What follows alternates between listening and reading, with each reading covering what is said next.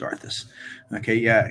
How do we get everything timed to get out at the same time? Well, the problem is sometimes you can't be as you can't try and push your limits on what you're making. Okay, I don't know how to say it as delicately, but don't overachieve sometimes. You want to think about what you're making, and you want to try and plan it out so you can use the space that you have. Now, first thing we know is when the turkey comes out, okay, you've got a half an hour before dinner's going to get served. So we want to time it that way. And we're talking about turkey and any other questions you have. Anybody wants to come in, come on inside. You know, seats are open, or ask your questions. But the question is, how do we time everything? So I will make some things ahead of time. All right, let's talk about a vegetable. So let's say we're going to do some sweet potatoes of some kind. Whipped sweet potatoes are great, or mashed potatoes. You can cook those up ahead of time. You can get them done while the turkey's in the oven. You want to start prepping your vegetables, your side dishes till they're almost ready. So then you want to put them in some kind of a baking dish and get those ready to go into the oven to reheat while the turkey is resting. So that's where you have to work on some timing. And so that's how you got to kind of plan it. The other thing you can do is if you have some room on your stovetop, okay, instead of having everything out in pots, if you put a pan, a deeper baking pan with some water in it, you can heat up water on your stovetop, and then you can put items in there like your gravy in there or something that has to stay reasonably hot. You can make like we would have a little steam table at work. So you can kind of craft your own steam table at home. That's good. If you have a slow cooker, sometimes getting your slow cooker out and using that plugged in somewhere else, and even if you divide it, you know, put foil in it and make divisions in it, or just put your bowls in there with your food. If it's a big enough, it's an oblong slow cooker, you can put some stuff in there to keep warm so it'll come out timing. So timing, think about what you're going to serve. Like generally I'll serve a sweet potato or a whipped potato or both. If I roast vegetables, they're going to take a good half hour to 45 minutes. So I might start them on the very bottom shelf underneath the turkey because I have a little bit of room under my turkey, and put them on a baking pan and put them in there so they get about 10 minutes before I pull the turkey out. Let them finish. And then if you have your mashed potatoes or mashed sweets on the side, you can put them in a baking dish, cover them up loosely, put them in the oven. And you might not, if they're warm, you might not put them in for like another 10 minutes and then turn your oven down. If you're going to do a green bean or another vegetable that you're just going to finish right at the end, have it par cooked on the side and then pop it into a frying pan or into a pot at the end and finish seasoning it up and give it a quick heat on the stove. Your gravy can be hot and sitting back on the side. I mean, you can even put that into a warm oven to hold. Think of your oven as a holding chamber while you're getting everything together. And that's about the best way to time things. But don't get over ambitious. Remember, Thanksgiving isn't about stress. It's about, you know, enjoying the time together. I don't use the microwave to heat.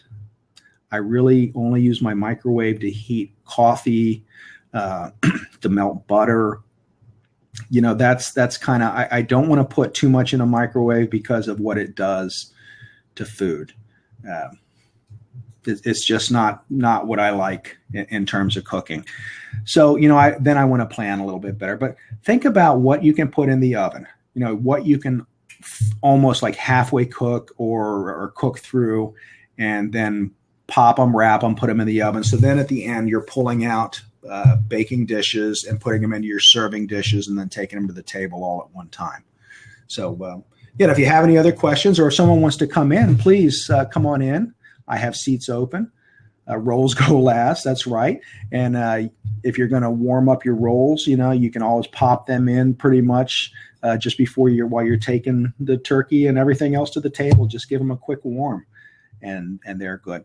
I also have an induction cooker. I know it's a little late for this Thanksgiving, but anytime you do any kind of extra cooking, an induction cooker is good to have along with your crock pot for heating things and for getting things out to the table all at one time.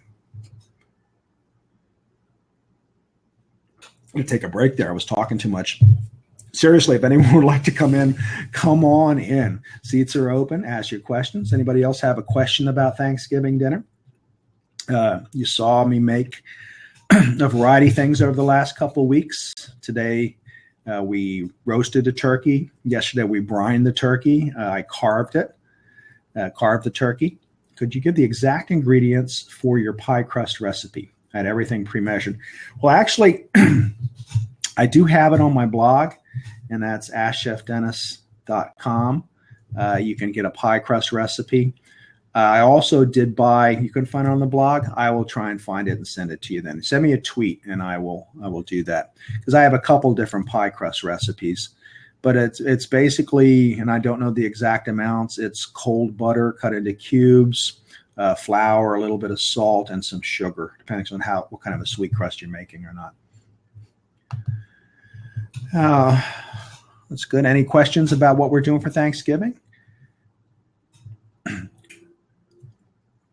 Some of them will have the pie crust recipe later or refer you to another page. And then again, I did buy, there's nothing wrong with buying a pre-made pie crust. I know you want to make them gluten-free, and I have not made gluten-free pie crust, so I can't help you on that one. I have bought gluten-free pie crust. So tomorrow's should be a good day. What are some of the side dishes everyone's making? You have any questions about what you're making? Tomorrow we're going out, but normally my table would have coleslaw, because coming from a Philadelphia area, that was kind of a staple at Thanksgiving time. A lot of other people don't seem to feel that way about it, but for us, it's if there's no coleslaw on the table, it's not really Thanksgiving. That, and it's great to have on sandwiches, afterwards. We make a turkey sandwich that has stuffing, coleslaw, and I put cranberry sauce on it. Lisa doesn't like cranberry, but I put all of that on it. I also will make mashed potatoes or smashed potatoes, depending upon what kind of potatoes I get. Sometimes I leave the skin on, sometimes I don't. And they're pretty easy to cook. For those of you that have tried to make that, eluded the perfect mashed potato, you pretty much just want to take your potatoes and you cut them up. The problem that a lot of people have is they cut them in too small of a piece. Well, you don't want them to be like a half a potato. You want it to still be a decent chunk of a potato. And you cut your potatoes up, skin or no skin, and put them in a pot. Fill it up with water about an inch or an inch and a half above where the potatoes are. Put them on the stove, bring it to a boil. As it's boiling, you turn it down a little bit and just cook them till they just start to be fork tender. And when they're fork tender, you're going to drain them. And while they're draining, you're going to throw your milk and your butter into the pan or into your mixer if you're going to be using a mixer. If you're mixing a lot and you have a mixer, it's probably better to use that. And just add them in as you're making them, and whip it in and put a little more milk in. I like them chunky and I like them with skins, because then people know that they're real potatoes. And salt and pepper them. I think people tend to not put enough salt and pepper in the potatoes. They should have a little taste on their own. You don't want them to be over salty, but you do want them to have some flavor. So that's how I make mashed potatoes. And anymore, when I'm making it just for the two of us, I pretty much mash them up by hand. I use a wire whip and just go to the pot and go to town with it. I was looking at a potato masher the other day thinking I should probably get that, but the whip works fine, and they're a little chunky. They're real. I can get a good enough turn on them that they still have some, that they're kind of fluffy without being overly whipped. Because if you over whip a potato, it gets starchy on you, and that's something you don't want to do, and then it kind of gets a funky flavor. So just whip them enough to make them nice and not too chunky. How do I keep my knives sharp? Well, I bought a knife sharpener on, I think I got it at Macy's. It's just a regular kitchen knife sharpener that you can buy. I'm trying to remember the brand, but there's really only one big brand out there. And I think I paid about $40 or $50 for it. maybe 60. I don't buy expensive knives. I have carpal tunnel, and it would be like buying really good speakers when you can't hear really well. So for me, buying a really good knife at this point isn't an important thing. I buy good knives. I buy commercial knives, and I sharpen them. And if they go bad, I throw them out and I buy a new one. So I don't feel bad about my $25 or $30 knife being replaced. But I sharpen them on that, and it's important to have a good sharp knife. A lot of people just use a steel, and the steel doesn't sharpen your knife. All it does is take the burrs off of it, so it feels like it's sharper, but it doesn't really sharpen it. It just makes the edges a little bit smoother. So does anyone have any questions, or anyone like to come in and talk for a little bit? I'm getting kind of talked out here. I'm having a little wine, just getting ready and enjoying the night. So feel free to take a seat. What day is it? Oh, it is Wednesday. Woohoo! It is Wednesday, the day before Thanksgiving. It's a big travel day. And what else would I cook for my Thanksgiving dinner? Well, I have some Brussels sprouts. And I like Brussels sprouts.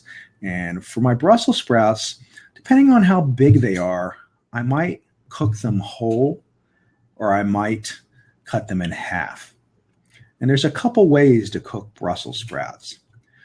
Anything you roast in the oven, any kind of vegetable you roast in the oven is wonderful.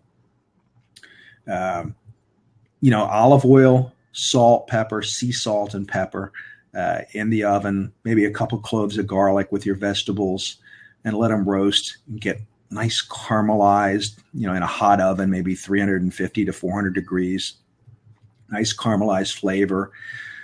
Or, excuse me, or you can, if you cut them in half, or if you do them whole, you can give them a quick blanch in water and then saute them. Or if they're in half, you may not have to do that. You can just saute them. And that's when I like to throw some bacon into at that point. Maybe some onion or a little leek in it. And, think about your vegetables, what you can add to them that'll make them just a little different without getting crazy, without adding sauces and a lot of fat or calories to them. I tend to do all my vegetables in olive oil when I cook them, whether they're sauteed or whether they're in the oven.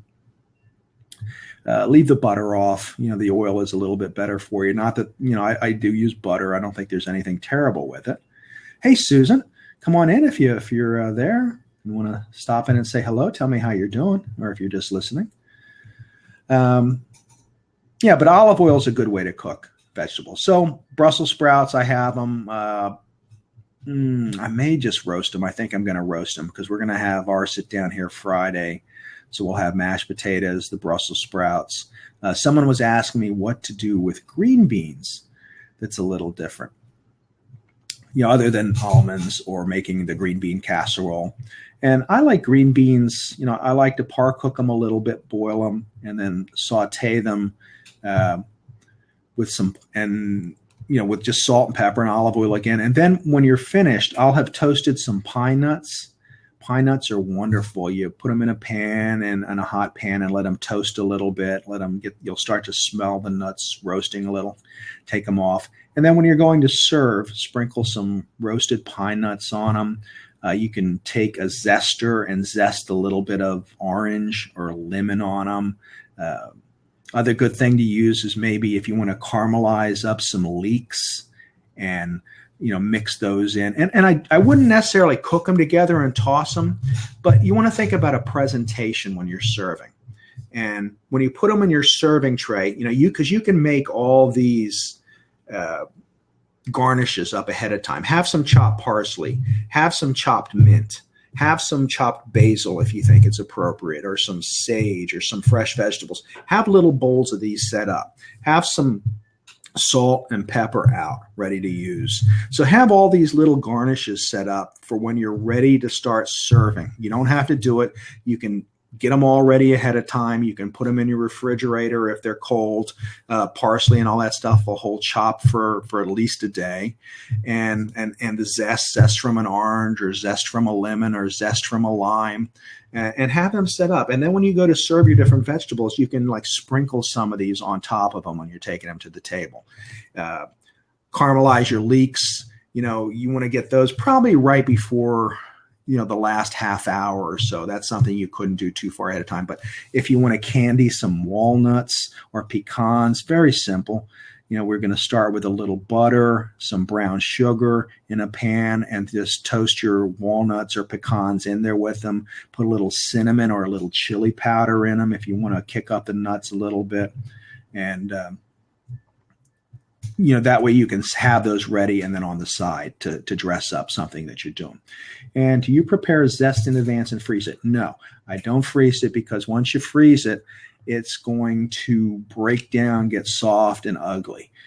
You can zest ahead of time, but I wouldn't do it too far, a couple hours at the most. But I would not freeze it. Because it'll get funky. It's too much moisture in it. And anytime you freeze something with that much liquid, it's going to get ugly real fast. So I'm Chef Dennis, and this is a Thanksgiving Q&A, and I'm having a glass of wine and asking your questions about what you're doing. If you have any questions, or you'd like to come in, seats are open. Come on in and join me. Happy to have some company. Tell me what your favorite side dishes are, or what you're going to be serving. If you have any questions for Thanksgiving, this is a good time to ask. Any last minute jitters about what you're preparing tomorrow. I think the most important thing, a bit of advice I can give everyone, is to kind of take a deep breath tomorrow, calm down, and remember what you're thankful for as you're getting your dinner ready. And remember that, this is a celebration. You're with family and friends, and not to get too stressed out, and enjoy the day. The other bit of advice would be, when the turkey comes out of the oven, to make sure you give it about 20 minutes before you cut into it. Okay. And that's where you have time to get the rest of your dinner together. Chef, oyster dressing, is it best prepared tonight? If you were going to make oyster dressing, I would set it up tonight and then bake it tomorrow. And that's pretty much true for any dressing. That's something you can make ahead of time, have in your baking dish and ready to go into the oven. And that's probably going to take a good hour and a half, an hour at least, for stuffing to get done right. So make sure you time it right. You cover it. Get a little, make sure you use enough butter in your regular stuffings, whatever you're making, and plan them out. Cover them when they go in, uncover them a little towards the end so they get a little bit of brown. Something else you can do ahead of time is you can candy carrots.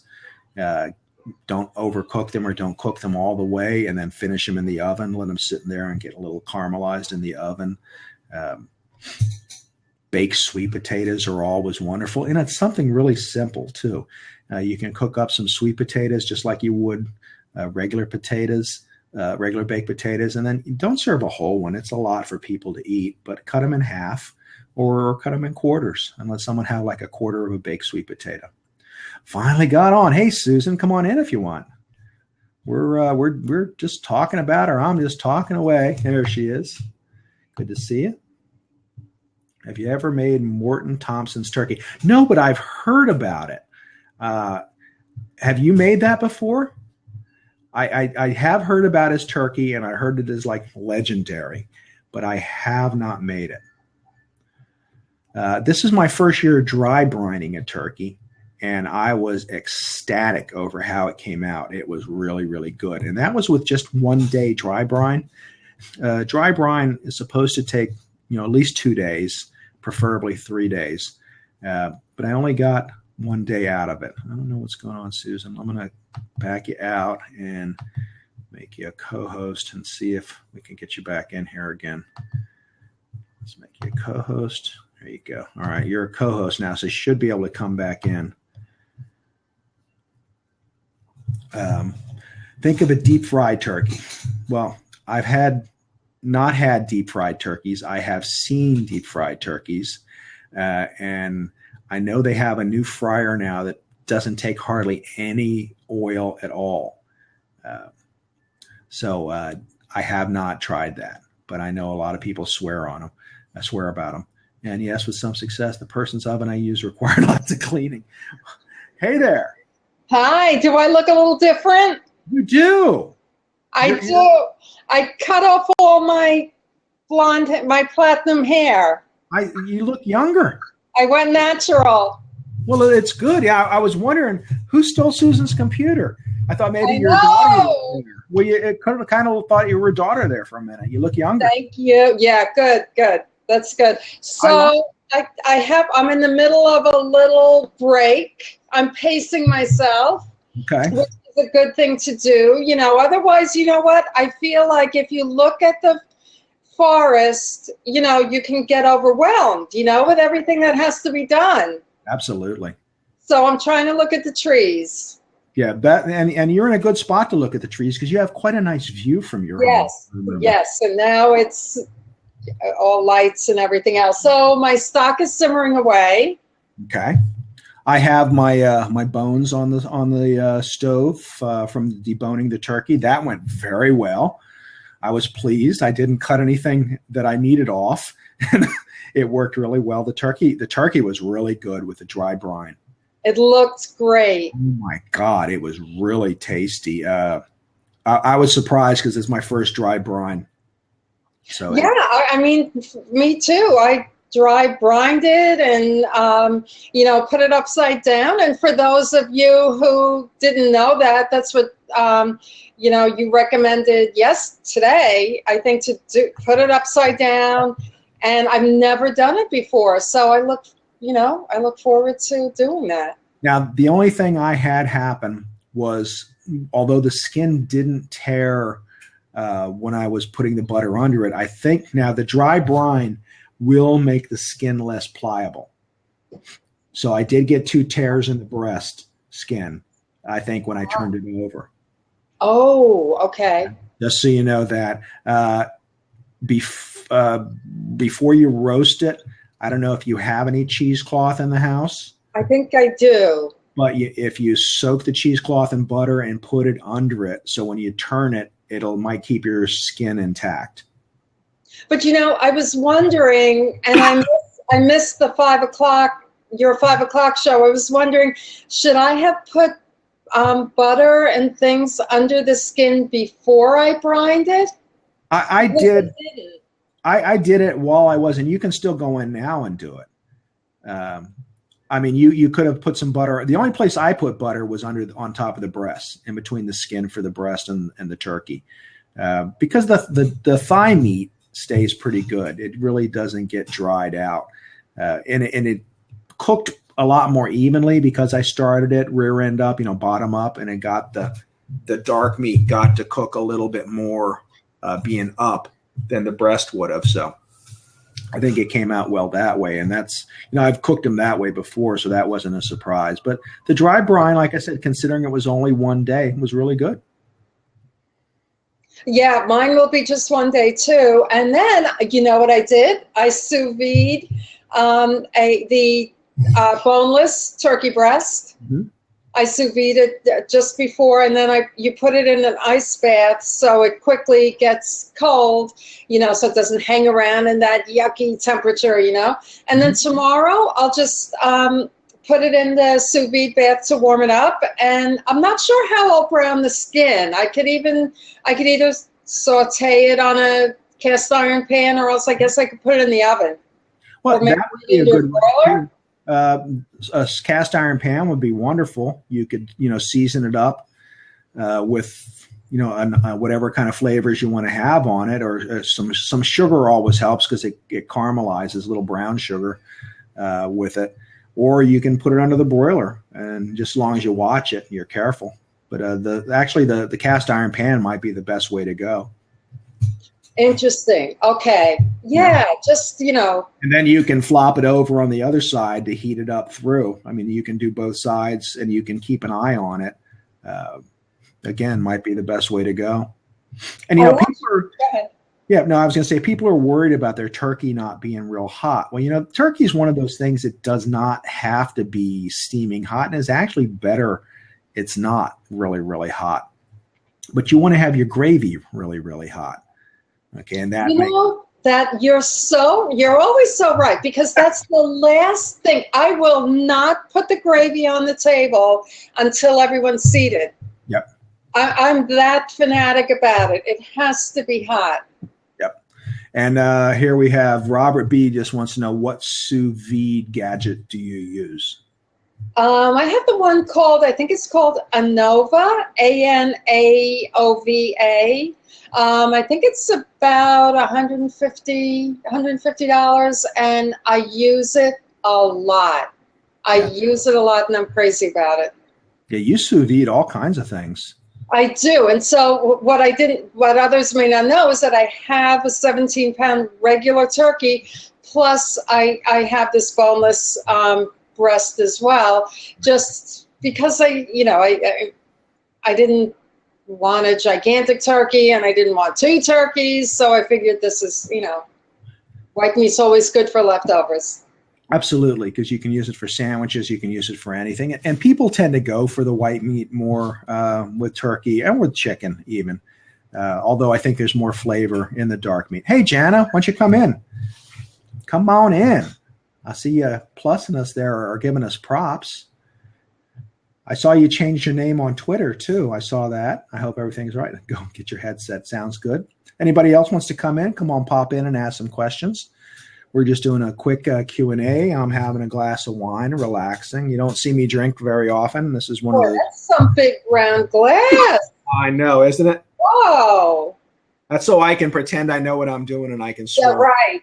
Right. Well, you got the swirl anyway. What are you drinking? What kind? It's a red blend. It's nothing great. It's called Dark Horse. I tend to buy. I'm not a discriminating wine drinker or any kind of wine critic, so I tend to buy not the lowest price wine, but something that's reasonably priced, generally on sale is a good thing too. But I've been going towards red blends. I don't drink a lot of whites. I do prefer red, and I'll tend to get a blend rather than a specific grape, because it reminds me more like the best wines I ever had were in Europe, when you got just table wines, when they were pouring like jug wines or something out for you in the back. They were just the best. I know, it's true. So you have a good question there. Robert says every time he sees me, I have a glass of wine. Well, you haven't seen me too often then, because every show I do in the afternoon, I never drink. So you've caught me just as the right time, Robert. And we had a question about favorite ways to use leftovers. This is the first time. Okay. Leftovers. Well, croquettes are one of Lisa's favorite ways for us to use leftovers. I make turkey croquettes. Well, hello. How are you? I'm good. Jana, do you know Susan? Well, I've watched, I don't know that we've met, but I watch a lot of these blabs, either live or on replay. So I feel like I know you. Good to meet you. Great to meet you. Happy Thanksgiving. Yes, you too, for sure. So how are things in Utah? Things in Utah are well. I'm actually preparing to have 61 people over tomorrow. No way. It's true. In fact, maybe I'll just turn my laptop around and you can see how many tables we've got here that are set up. Oh my God. Wow. Yeah. Oh, there's my daughter. So that's just some of them. Then they continue on. There's my husband preparing. You've seen the kitchen. Yeah, and Susan, this is kitchen. Yeah. And this is the upstairs kitchen. Yes, this is the upstairs kitchen. There's a downstairs kitchen as well, with a pass-through bar to the hot tub and a theater room. That's true. And a bar. She's got a sports bar in her basement. I do. And you need to come do your cooking show here one day, right? I will. Oh my God. If I come to Utah, it'll be just for you. I'm telling you. Awesome. Do you ski? No, I don't. Okay. But I watch. Okay. I've met a lot of people on Blab that ski that are going to come pass through and stay here. And And See, I'd be more inclined to come when the weather was nice, the flowers were blooming, and I could go out in the mountains and twirl and sing "The Hills Are Alive." You know? yeah, exactly. Yeah, we've got a really fun garden. So I would say May and June are the prettiest here for sure. That sounds like a plan. You know, I'm not. Where in Utah are you? What's that? Where in Utah are you? Right in the middle of Salt Lake City. Oh, okay, beautiful. Beautiful. Yeah. I used to have some friends. I can't remember the name of the town. It's one of the suburbs, very well known. Maybe it began with a W. I don't know. Yeah, I don't know. But yeah, beautiful country. Yeah, it really is. It's gorgeous, and we're lucky enough to live on an acre by one of the rivers that passes right down the center of Salt Lake City. So we've got a fun piece of property that doesn't have any neighbors around and stuff. It's cool. Very nice. Very nice. Great. Yeah. So, what are you serving special tomorrow? Anything really fun? Well, the thing is, since we have so many people coming over, everyone does their own thing. Meaning, I have 3 of my aunts making turkeys. Okay. And so everybody kind of has their own assignment, and they bring a lot of one thing. And that's kind of the tradition. And this used to be at my parents' home in Park City. Mm-hmm. It's all my mom. My mom has 8 siblings, and they all live in Salt Lake City. And so Nice. Wow. Yeah, it is kind of cool. So it's my mom's side of the family. So it's all my aunts and uncles and all of their kids that are my age and all of their kids. So it totals this year 61, which is less than we usually have, actually. Yeah, I know. It used to be my parents' home in Park City, and then my dad unexpectedly passed away 2 years ago, and it was right at the time where this house was built, which was, definitely big enough to be able to host everyone. So that was quite a blessing that we could move the festivities to my house and host everyone here and have a good time. But so everybody brings their own thing. And I usually do the lemon meringue pies. Ooh. Yeah. So I love doing that. So now, how many of those do you make? I make 4. I make 3 for the people, and then sorry, I'm just moving out of this noise. I'm not sure how I can get away from the noise. There's people coming over. I make 3 for the festivities and then 1 for the leftovers. Okay, that's good. Got to have that. Yeah, exactly. So I love Thanksgiving. It's so fun. I made pumpkin rolls this year. I haven't made them in a while. Is that the one that you put the mascarpone cheese in the middle? Yes. I saw that, and I actually bookmarked it on my computer so that I can check it out. Oh, my God. It was too good. I made a gluten-free one to take with us tomorrow where we're going to eat as a gluten-free Thanksgiving. Oh, you're kidding. Wow. My friend Chef Bob cooks all gluten-free, and so that's going to be fun. And the regular pumpkin roll was amazing. It was so moist and rich. I know. I showed it to my daughter. I showed it to my husband. It looked fantastic. Oh, that is so cool. That is so cool. I love what you're doing on Blab. And as a matter of fact, I'm trying to remember who it was last night. Oh, I was on Joel Comm and Vincenzo Landino's Blab Talk live show. Yep. And they were asking me what we were all just discussing different, people who use Blab in a really unique way. And your name came up, and it was really fun to brag about you. Everybody was. About how you use the multiple cameras and that kind of thing. So it was cool. Oh, he's like, an innovator. I mean, I'm just following, he really began, I think, those multiple cameras, and, it just brings it to life. And you're using your version of screen share now without any third-party apps by just moving the camera over to the other computer screen. Yeah. So we've got that down too. So we have defied the odds on, and we have made this. And I refuse to use those third-party apps. I don't want to muddy this up. People are coming on with ManyCam and these other things, and I didn't like them on Hangouts. I certainly don't like them on Blab. So. Yeah, I mean, why complicate it? Yeah. And the people on Hangouts are going crazy right now because evidently it's really hard to start one. they're they're transitioning or doing something, and how you start and set up events, and So it's a lot more difficult. Well, yeah, they're streamlining it. They're changing it. They removed it. Like if you haven't been on Google lately, Google is all different now. Their profile page has changed, and it's a little less intuitive for us to use it based on how we used to use it, but possibly for new users easier. I don't know. It's really funny. As soon as they changed, I went to check it out, and I kind of took a little break from Google Plus. But when I saw the new changes, I went back to it. I really like it. I like the collections. I have 4 collections, which is just a really an elegant page to put your interests. Yeah. And I like it. I think it's great. It's kind of attracting me back to it. Yeah. Well, I get 300, 400, 500 notifications a day now again on Google. Oh my word! I know. I mean, it had dropped off to almost nothing, and with the collections now, I'm back the way it was when things were prime. Oh, interesting.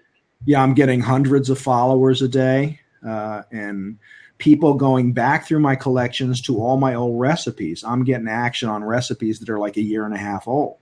Oh, that's fantastic. Yeah. So it's just a matter of getting them out there and using it, so it's not. It's changing. Google is an ever-changing entity. Yeah. And if you think it's a social media, you're going to be disappointed. But if you use it as the tool that it is and take a deep breath every time they change and go, I'm one with the universe, Exactly. It kind of makes sense to me. It's not trying to be Facebook now. It's about focused interests, between the communities and the collections. I don't know. It seems more organized to me. You can really filter out the noise. You can have the noise if you want, or you can filter it out. It makes more sense. Yeah. So, I'm saying it's not going away. It's hanging in there, and I'm certainly not going to walk away from it with what I have there to the following. Yeah. I'm closing in on 1 million, and I'm going to wait till I do. That's Yeah, I still have 100 and some thousand to go, but this is as close. I think I can see the tunnel now. I can see the light at the end of the tunnel. So Wow. That is amazing. That is amazing. So at the beginning of this Blab, I was working on some of my Black Friday stuff for my company, as well as getting ready for setting those tables. So what did you do today? What did I do today? Yeah, here on Blab. Oh, okay. At 12 o'clock, I showed how to roast a turkey. Yesterday, one, right? That was at 5 o'clock. Okay, my husband was watching that one. Yeah, I broke it down. I broke, and it was so easy. And it's been a while since I've just broken a turkey down after cooking it too. I usually don't break it down until after we're done eating it. I haven't broken one down prior to eating in a couple years, and it always amazes me how easy it is to do. Granted, I've done it a lot, but still, I'm like, this looks too easy. I should make it look a little more difficult. People are going to think, anybody can do this. Well, you can. It's all about gravity, letting gravity take over in a lot of situations. That's how I learned to cut meat. Like we would hang meat up, and the butcher would say, you start and you let gravity take over as you're coming down the joint. So you're really not working as hard. You have to let nature help you sometimes. And with the turkey, the same way, finding the joints, finding the creases, crack it, break it a little if you can't find it, and then go in. Simple. Yeah. Thing. So tell me what your plans are tomorrow. Well, tomorrow I'm going to Chef Bob's house, and I think there's going to be 6 or 8 of us there, and it's a gluten-free Thanksgiving, and be having fun with him over there. He's got a pup, so I'll be able to have a dog around as we miss our babies. And that'll be it, laying low. I'm going to hopefully watch Dallas not embarrass itself. Yeah. But other than that, just an easy day. Nothing big planned. And Susan, how many people you have coming over? I think we're going to be 12. So not a big crowd. My sister, my kids, my 2 grandkids. So it'll kind of be just us. But I'm in full production over here. In fact, I got to jump off and, do whatever I have to do. I don't know. this next phase. Yeah, back to work. But yeah, so I'm looking forward to it. I love it. Favorite holiday. So happy Thanksgiving, everyone. Happy Thanksgiving. And we had one last question is, do you find your Thanksgiving meal traditions change when you move to different parts of the country? And like I said, with coleslaw, I found down here no one really eats coleslaw, but I did do it. So, I mean, that was the only real change in it for me. Have you gone in different parts of the country and seen anything, Jana, or? Yeah, I mean, I grew up here in Utah, and I obviously live here in Utah again, but I lived in the San Francisco Bay Area for 4 years.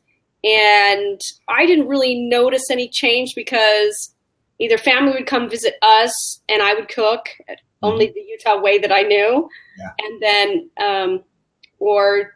I would fly back to Utah. So I didn't really discover anything different, but I kind of wish that I would have, instead of like the years that I stayed, at our home and I just made dinner for the family, sometimes I wish I would have actually ventured out, because Silicon Valley has so much diversity with so many different cultures that I really love to learn about. So I think I missed some opportunity there to learn some cool stuff.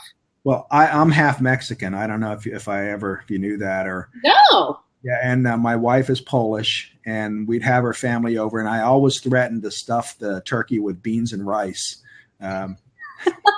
That actually sounds excellent. Not that I would, she said not to her family. Not that I would ever do that, but I mean, I was always saying, yeah, I'm going to get a piñata. We're going to have a piñata. Her family, we had a butter lamb, and God bless her soul, her mother had this butter lamb that had seen about 5 Budidnik that had seen 5 holidays, and pretty soon you can't really tell it even is a lamb anymore. It just looks like because she'd put it back in the freezer. We weren't allowed to use it. That they'd saved that butter lamb. It was $1.49. You can't keep buying those things. Wow. But yeah, so I would always tease her with that. But Thanksgiving I think is pretty traditional in Thanksgiving, and yeah. Except for a few different twists and turns that people might add their ethnic part to it, or spices to it. Maybe I know some Mexicans will make some mole, and that would be wonderful with turkey. Yeah. Yum. You know what? You'll appreciate this, Chef. This year I grew Paseo Bajío peppers in my garden, 2 plants. I started them from seed, and I dehydrated them in the oven. And those are the ones you use for mole, correct? Yes. And so I've never made mole, and I've never grown that pepper, but I did them specifically to make mole. So now I have 2 full freezer bags, Ziplocs, filled with perfectly dehydrated Paseo Bajío peppers. Well, they're waiting for something. You're going to have to give them. I have not ever made mole by myself. So okay. That might be a show we need to do. Maybe we could do one together and make mole. Let's do it. Yeah. Do it. Because I love it. Last a long time. I'll save them till you get out here one day. Yeah, there you go. That is definitely a taste of my childhood. There's certain things I remember that my grandmother would make that I hadn't had in years. Or I remember going into a Mexican bakery one time, just stumbling across it and seeing pan dulce and different things, and almost crying because I hadn't seen these things since I was a kid, since I was little. So. Oh wow. Well, so mole is pretty difficult, right? It is. That's why I haven't made it. I keep looking at the recipe going, oh, hell no. Yeah, I just figured, as I started to research it last year, and then I discovered that you needed the Paseo Bajío pepper, I thought, you know what? I'm going to grow this stuff and see what I can do with it. But I grow so many peppers because I make all my own Tabasco sauce. I do all my own cayenne peppers. I grow almost 12 cayenne pepper plants. Oh, wow. Yeah, and I make my own red hot chili pepper flakes as well as cayenne pepper, obviously. It's just blended more, right? Yeah. Same thing. But it is so much better than the store-bought. It just has that roasted flavor that's just incredible. Yeah, even just doing your own spices. I mean, buying the whole spice when you can find them, the nuts or the seeds or whatever you're going to use, and then grinding them up fresh, toasting them and grinding them makes such a big difference. Fresh herbs as opposed to some of the dried ones. Now, some dried herbs have their place. I mean, there's a place you'd use them rather than fresh to get the different kind of flavor, but fresh herbs and spices are just, add so much to it. And the aromatics are what get you, just having them in the room with you. Totally. You know what else I did this year? I've got a tremendous amount of jalapeno plants because we love to do jalapeno poppers, and I love to do jalapeno jelly and pickle the halps and everything. So this year we decided to do something new with the inside of the jalapenos when you gut them to, make poppers. So I would dry all of the seeds and the lining, and then grind it up with sea salt, and we just made jalapeno salt.